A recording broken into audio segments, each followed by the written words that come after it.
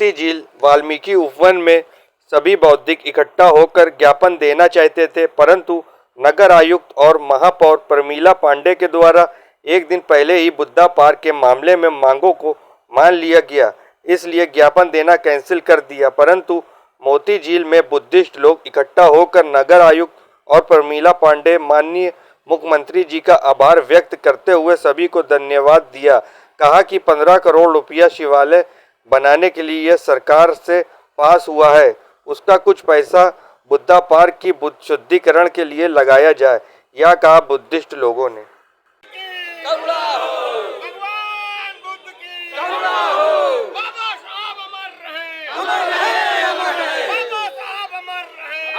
भाग जाते हैं हर बार। अरे जिलाध्यक्ष जी, अरे आओ इधर आओ, पता नहीं कहाँ भाग जाते हो।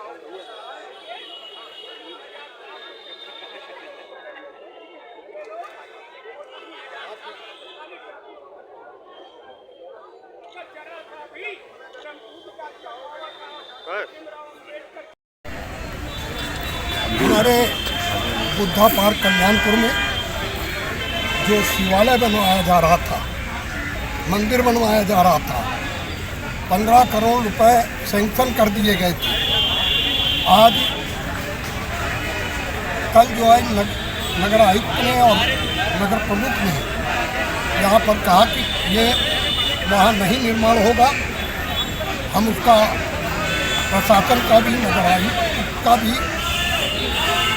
नगर प्रमुख जी का भी, पूरे अम्बेडकरवादी लोग उनका आभार व्यक्त करते हैं और अनुरोध करते हैं कि ये जो 15 करोड़ रुपए आए हैं वहाँ पर हमारे जो महापुरुष हैं, बाबा साहब अम्बेडकर हैं, छत्रपति साहू जी हैं, संत गाडगे जी हैं, हमारे तमाम महापुरुष हैं, इन महापुरुषों की वहाँ मूर्ति लगवाई जाए और उसका सुंदरीकरण किया जाए।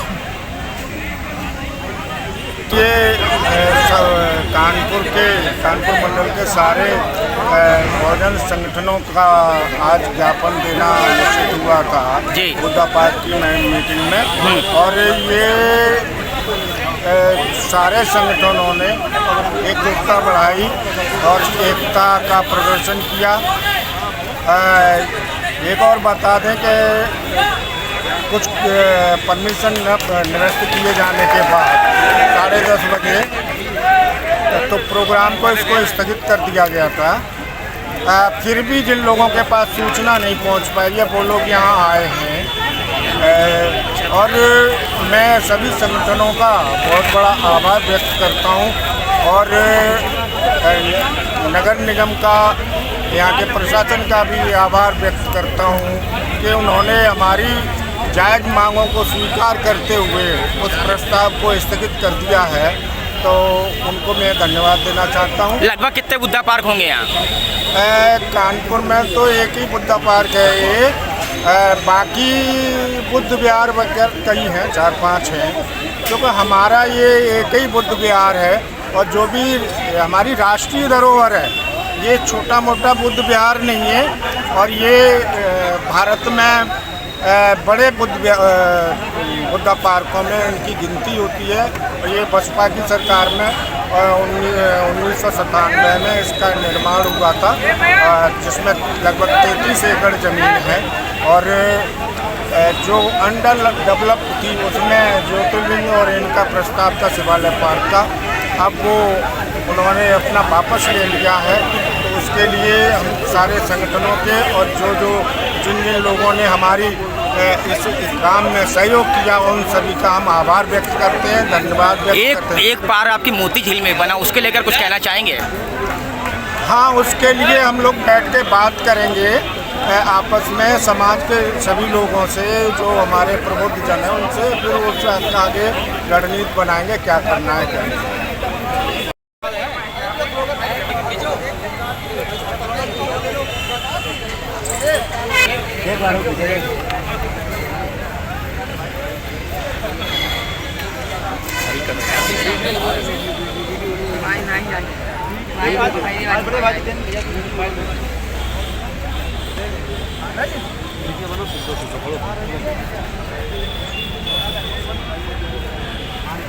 सर क्या कहना चाहोगे आज जो ये प्रदर्शन के मामले में जो बुद्धा पार्क को लेकर क्या है ये पूरा प्रकरण? ये बुद्धा पार्क हम लोग की मानवता का प्रतीक है।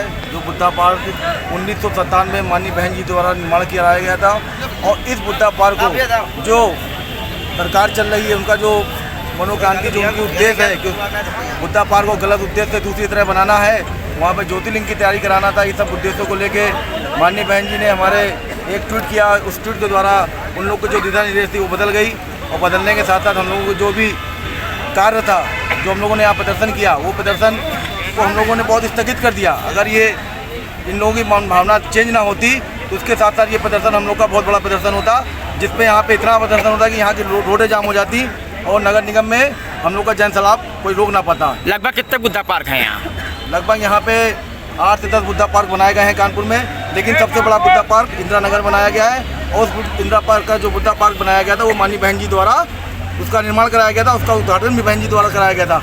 और उस बुद्धा पार्क को अगर कोई छेड़ेगा तो पूरा बहुजन समाज एक होकर उसकी एकता जो दिखाएंगे, ताकत दिखाएंगे, वो पूरा देश हिल जाएगा। और देश के साथ साथ ये उत्तर प्रदेश की जो कानपुर की जो नगर निगम की धारणा है वो भी नस्तो नाबूद हो जाएगी। इसलिए हम लोग कहना चाहते हैं कि नगर निगम से इस तरह की कोई धारणा न रखे और आगे बहुत सारी जगह पड़ी हुई है वहाँ पे जाके अपना ये जो भी कार्यक्रम करना चाहते हैं वो कार्यक्रम करें।